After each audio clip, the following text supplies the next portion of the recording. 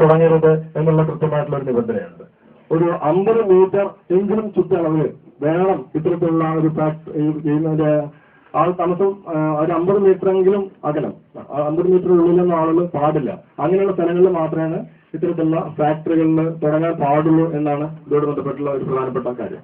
പിന്നെ ജലമലിനീകരണം ഉണ്ടാകും. ജലമലിനീകരണം ഉണ്ടാകുന്ന എങ്ങനെയാണെന്ന് വെച്ചാൽ ഈ പശ ഒട്ടിച്ച് അതിന്റെ സൈഡൊക്കെ കട്ട് ചെയ്ത് മാറ്റും. ഈ പ്ലൈവുഡൊക്കെ എല്ലാവരും കണ്ടു കാണുമല്ലോ, ഒരു സ്ക്വയർ രൂപത്തിലായിരിക്കും. അപ്പൊ ആദ്യം ഇത് പീലിംഗ് എല്ലാം കൂടിയിട്ട് ഇങ്ങനെ അമർത്തി വെച്ച് അതിനെ ഒരു കട്ടയാക്കി മരം ഒരു പ്ലൈവുഡ് രൂപത്തിലാക്കി വെക്കുമ്പോൾ അത് പല രൂപത്തിലായിരിക്കും. അതിനൊരു സ്ക്വയർ ആക്കിയിട്ട് അല്ലെങ്കിൽ ഒരു ചതുര രൂപത്തിലാക്കി മാറ്റുമ്പോൾ അതിന് വേസ്റ്റേജ് എല്ലാം വരുന്ന ഭാഗമുണ്ട്. ഈ ഭാഗം സാധാരണ ചെയ്യുന്നത് ഇന്ധനം അവിടെ കത്തിച്ചുകളെ ചെയ്യാം. കത്തിച്ചു കഴിഞ്ഞാൽ ഈ പുക അന്തരീക്ഷത്തിലൂടെ പുറത്തേക്ക് പോകും. ഇതിനുണ്ടാകുന്ന ഒരു പുകയുടെ ഒരു പ്രത്യേകതയുണ്ട്, ഇത് കാണാൻ പറ്റില്ല, ഒരു സ്മെല്ലാണ് ഉണ്ടാവുക. ഇത് വെച്ച് കഴിഞ്ഞാൽ ഒരു 10 വയസ്സിന് താഴെയുള്ള കുട്ടികൾക്ക് ക്യാൻസർ ഉൾപ്പെടെയുള്ള രോഗങ്ങളുണ്ടാവും. 10 വയസ്സിന് മീതെയാണെങ്കിൽ ശ്വാസകോശ തടസ്സം, മറ്റുള്ള കാര്യങ്ങൾ, അത്തരത്തിലുള്ള ഈ ഛർദി, ആസ്ല തുടങ്ങിയിട്ടുള്ള രോഗങ്ങൾ ഉണ്ടാവും. ഉള്ള ആളുകൾക്കാണെങ്കിൽ ഇതങ്ങ് ഇരട്ടിക്ക് ചെയ്യും. ഇതാണ് ഇതിന്റെ ഒരു പ്രത്യേകത. പിന്നെ എന്തെന്ന് വിചാരിച്ചിട്ടുണ്ടെങ്കിൽ ഇത് കത്തിച്ചു കഴിഞ്ഞാലുണ്ടല്ലോ, കത്തിച്ചു കഴിഞ്ഞിട്ടുണ്ടെങ്കിൽ ഇതിന്റെ ചാരം എവിടെയും കൊണ്ടുണ്ടേ. ആദ്യകാലങ്ങളിലൊക്കെ ഇത് പറ്റിക്കാൻ വേണ്ടി നല്ല വളാന്ന് പറഞ്ഞുകൊണ്ട് ആളുകളെ കൊണ്ട് കൊടുക്കരുത്, അല്ലെങ്കിൽ അപകടം മനസ്സിലായപ്പോൾ ആരും കൊണ്ടുപോകാതായി. ഇപ്പൊ ചെയ്യുന്ന പണി എന്തായിട്ടുണ്ടെങ്കിൽ ഇത് ഏതെങ്കിലും മൂലയ്ക്കാൻ കൂട്ടിയിടും.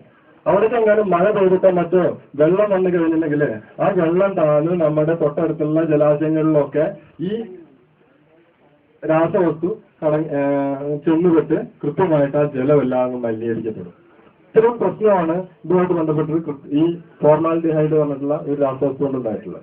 ഇത് മാറ്റിയിട്ട് ഇവിടെ നാട്ടിലത്തെ ആളുകളോടൊക്കെ ഇദ്ദേഹം പറഞ്ഞു കാണുന്നത് ഈ പീലിംഗ് ഒക്കെ കഴിഞ്ഞു കഴിഞ്ഞാൽ മൈദ ഉപയോഗിച്ചിട്ടാണ് ഈ ഇതൊക്കെ ഒട്ടിക്കുക എന്നാണ് പറഞ്ഞത്. പേപ്പർ പൾസർ ഒട്ടിച്ചിട്ടുണ്ടെങ്കിൽ തന്നെ ഈ മൈദ കൊണ്ട് ഒട്ടിച്ചു കഴിഞ്ഞാൽ നിൽക്കില്ല.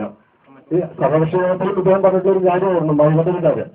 ഇത് ഫോർമാലിനും അതുപോലെ തന്നെ യൂറിനും ചേർത്തിട്ടാണ് ഇതുപോലുള്ളൊരു സാധനം ഉണ്ടാക്കുക.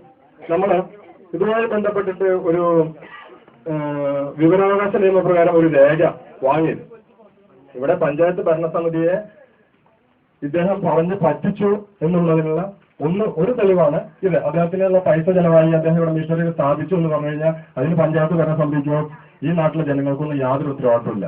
കാരണം പഞ്ചായത്ത് ഭരണസമിതിയോ ഈ നാട്ടിലത്തെ ആളുകളോ ഇവിടെ ഇങ്ങനെ ഒരു സ്ഥാപനം തുടങ്ങാൻ വേണ്ടി അനുമതി കൊടുത്തിട്ടില്ല. അനുമതി കൊടുക്കാത്തിടത്തോളം കാലം ഇതുമായി ബന്ധപ്പെട്ടിട്ട് അതോടെ നഷ്ടം ഉണ്ടായിട്ടുണ്ടെങ്കിൽ അത് അദ്ദേഹം സഹിച്ചോളണം, അല്ലാണ്ട് നമുക്കൊന്നും സഹിക്കാൻ പറ്റില്ല. ഇതിന് സുപ്രീം കോടതിയുടെ ഉത്തരവുണ്ട്.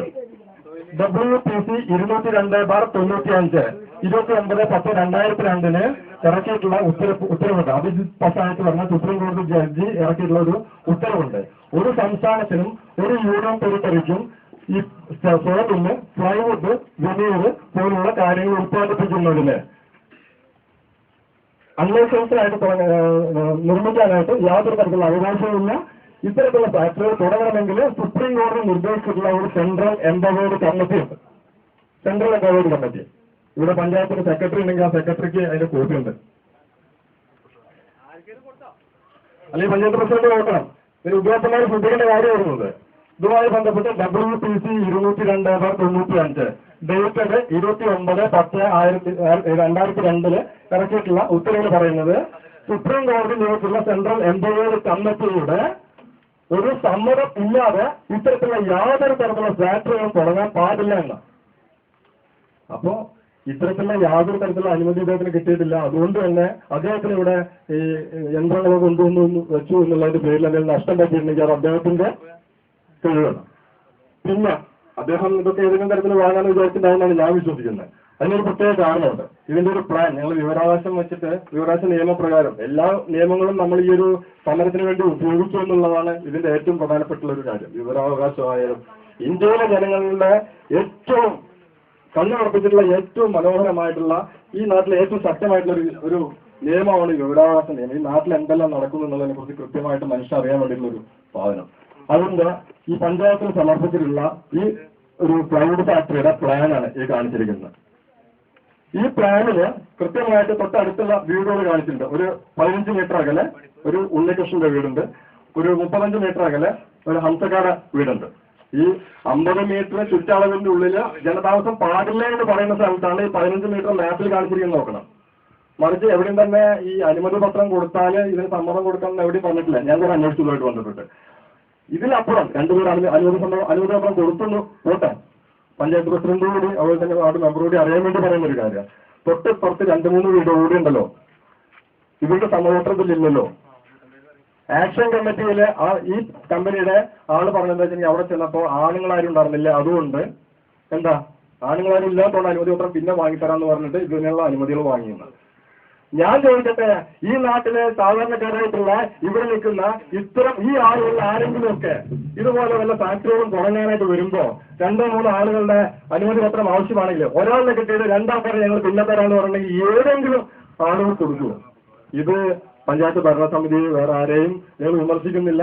അവരുടെ ഭാഗത്തു നിന്നുള്ള ഒരു കാര്യമായിരിക്കില്ല, ഉദ്യോഗസ്ഥന്മാരുടെ ഭാഗത്തു നിന്നുള്ള വന്നിട്ടുള്ള ഒരു കാര്യമായിരിക്കും. കൃത്യമായിട്ടും ഇതിൽ നടന്നിട്ടുള്ള ഈ താണ്ഡവനൃത്തം ഇത്തരത്തിലുള്ള കാര്യത്തിനെ കുറിച്ച് പഞ്ചായത്തിനെ കബളിപ്പിച്ചിരിക്കുകയാണ് ഇത്തരത്തിലുള്ള കാര്യങ്ങൾ വെച്ചുകൊണ്ട്. ഇതുകൊണ്ട് ഇതിൽ എന്തെല്ലാം കറപ്ഷൻ നടന്നിരിക്കുന്നതിനെ കുറിച്ച് കൃത്യമായിട്ടുള്ള അന്വേഷണം നടത്തുന്നതാണ് എന്റെ അഭിപ്രായം. കാരണം എന്താ വെച്ചിട്ടുണ്ടെങ്കിൽ ഇവിടുത്തെ ജനങ്ങളെ മൊത്തമായിട്ട് വഞ്ചിക്കുന്നവർക്കിന് ഇവിടെ ഈ ജനങ്ങളെ മാത്രമല്ല ഇവിടുത്തെ ഭരണസമിതിയെയും പഞ്ചായത്ത് പ്രസിഡന്റിനെയും പഞ്ചായത്ത് മെമ്പറെ അടക്കമുള്ള സകലവിധ ആളുകളെ വഞ്ചിച്ചുകൊണ്ടാണ്, കബളിപ്പിച്ചുകൊണ്ടാണ് ഇവിടെ ഇങ്ങനെ ഒരു ഫാക്ടറി തുടങ്ങാനായിട്ട് ഇദ്ദേഹം ഇതിനു വേണ്ടിയുള്ള ശ്രമം നടത്തുമെന്നാണ് ഞാൻ മനസ്സിലാക്കുന്നത്. ഇത് ഈ രേഖകളൊക്കെ നോക്കി അറിയാൻ പറ്റും. ഈ രേഖയിൽ പറഞ്ഞിട്ടുള്ള വേറൊരു കാര്യം എന്താ അറിയുക, ഇതിന്റെ മറ്റേ രാസവസ്തു ഫോർമാലിഡിഹൈഡ് എന്തെങ്കിലും രാസവസ്തു ഉപയോഗിച്ചിട്ടുണ്ടോ എന്ന് ചോദിച്ചു കഴിഞ്ഞാൽ അവിടെ എഴുതിയിരിക്കുന്നത് അറിയാം, പശ ഉപയോഗിച്ചില്ലെന്ന് എഴുതിയിരിക്കുന്നത്. പശ എന്നുള്ള ഒരു കെമിക്കലിനെ കുറിച്ച് നമ്മളാരും പേര് കേട്ടിട്ടില്ല. അതിന്റെ പേര് എഴുതിയിട്ടുണ്ടെങ്കിൽ ഇതിന് ഉദ്യോഗസ്ഥന്മാർ കണ്ടുപിടിക്കും. ആക്ഷൻ കമ്മിറ്റിയില് ഈ രാസവസ്തുവിന്റെ പേര് ഫോർമാലിഡിഹൈഡ്, ഫോർമാലിൻ ആണെന്ന് പറഞ്ഞപ്പോഴാണ് അവിടുത്തെ എച്ച് എഴുതിയെന്ന് പറഞ്ഞത് ഫോർമാലിൻ വിഷം കിട്ടുമെന്ന്. പശ എന്ന് പറഞ്ഞിട്ടുണ്ടല്ലോ ആർക്കും അറിയില്ലത്. പശ എന്ന് പറഞ്ഞാൽ ഇത് കെമിക്കലാണെന്ന് ആർക്കും അറിയില്ല. ഇതുമായിട്ട് ബന്ധപ്പെട്ട് ഇങ്ങനെ ഉള്ള കൃത്യമായിട്ടുള്ള കബളിപ്പിക്കലാണ് ഇദ്ദേഹം നടത്തിയിട്ടുള്ളത്. അതുകൊണ്ട് അദ്ദേഹത്തിന് വന്നിട്ടുള്ള നാശനഷ്ടങ്ങൾക്ക് ആരും കണ്ണീരൊന്നും ഒഴുക്കേണ്ട കാര്യമില്ല എന്ന് മാത്രമാണ് ഇതുമായിട്ട് ബന്ധപ്പെട്ട് പറയാനുള്ളത്. യാതൊരു നഷ്ടമില്ല. ഇത് ചരിത്രമാണ്. കുടുംബത്തോട് പഞ്ചായത്ത് രായമണ്ഡലം വാർഡിന് ജനങ്ങൾ കേരളത്തിൽ നൽകുന്ന ചരിത്രമാണ് ഈ ഗ്രാമസഭ എന്ന് മാത്രം. ഇവിടുത്തെ എല്ലാ ഈ ഒരു ഗ്രാമസഭയിലെ അംഗം എന്ന രീതിയിൽ, ഈ നാട്ടിലൊരു വോട്ടർ എന്ന രീതിയിൽ ഞാൻ വളരെയധികം അഭിമാനപൂർവ്വം പറയുന്നു.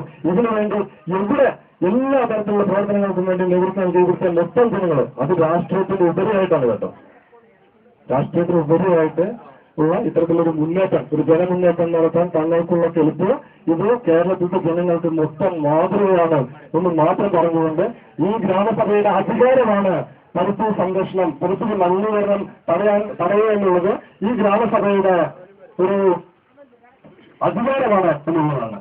ഞാൻ നേരത്തെ കാര്യത്തിലുള്ള ബുക്കിലുണ്ടാവും 67ാമത്തെ പേജിൽ തന്നെയുണ്ട് ഗ്രാമസഭയുടെ അവകാശങ്ങളും അധികാരങ്ങളെയും കുറിച്ച്. ഈ ഗ്രാമസഭ വിളിക്കാൻ എന്നതുപോലെ തന്നെ ഇത്തരത്തിലുള്ള ഫാക്ടറികളെ കുറിച്ചും ഇതുപോലുള്ള മലിനീകരണം ഉണ്ടാകുന്ന കാര്യങ്ങളെ കുറിച്ചും ജനങ്ങൾക്ക് തീരുമാനിക്കാനായിട്ടുള്ള കൃത്യമായിട്ടുള്ള അധികാരം എഴുതി വെച്ചിട്ടുള്ള ബുക്കാണത്. ഇതൊക്കെ വെച്ചിട്ടാണ് ഈ നാട്ടിലെ ഗ്രാമസഭകൾ കൂടുന്നത്. അത് ഈ കേരളത്തിന്റെ ചരിത്രത്തിൽ ആദ്യമായിട്ട് ഉപയോഗിക്കുന്നതായ ഈ രാജ്യങ്ങളിലത്തെ ജനങ്ങളായിരിക്കും, രാജ്യങ്ങളിലത്തെ വോട്ടർമാരായിരിക്കും നമുക്ക് അഭിമാനിക്കാം എന്ന് മാത്രം പറഞ്ഞുകൊണ്ട് എന്റെ വാക്ക് അവസാനിക്കുന്നു. ഇതുമായി ബന്ധപ്പെട്ട് ഗ്രാമസഭ ഒരു പ്രമേയം പാസാക്കണം. നമ്മളിങ്ങനെ വെറുതെ ചർച്ച ചെയ്തുകൊണ്ട് തീരുമാനമെടുക്കേണ്ട കാര്യമില്ല. ഈ ഗ്രാമസഭ ഒരു പ്രമേയം പാസാക്കണം. ആ പാസാക്കിയുള്ള പ്രമേയം ബന്ധപ്പെട്ടവർക്ക് അയച്ചു കൊടുക്കണം. ഇത്രയും കാര്യങ്ങൾ നമ്മളോട് പുതിയ തീരുമാനത്തിൽ മാത്രം പോലെ ഒരു പ്രമേയം കൂടെ പാസാക്കണം എന്നുള്ളതാണ് രേഖകളുടെ കുറിച്ചാണ്. ഒരു തീരുമാനത്തിലപ്പുറം രേഖകൾ വേണം.